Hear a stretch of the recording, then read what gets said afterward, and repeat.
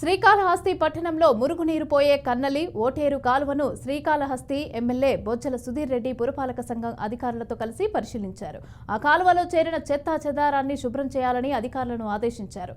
కన్నలి కాలువను పరిశీలించిన తర్వాత ఎమ్మెల్యే బొజ్జల సుధీర్ రెడ్డి స్థానికుల సమస్యలను అడిగి తెలుసుకున్నారు.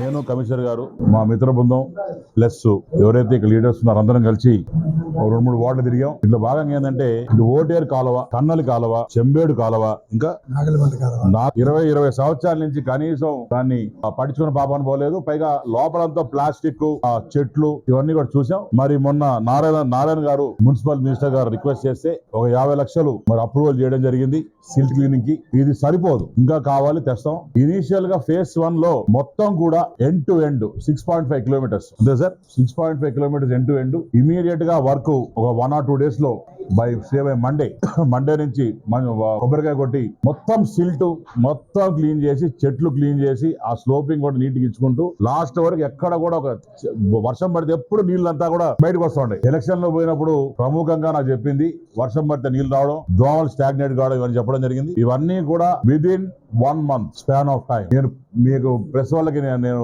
ఎప్పుడు చెప్తా ఉంటా, టైం బౌండ్ పెడుతున్నాను. దీని టైం బౌండ్ 1 month. 30 రోజుల్లో ఎక్కడ కూడా ఒక ప్లాస్టిక్ చెత్త రాకుండా మొత్తం క్లీనింగ్ చేస్తా.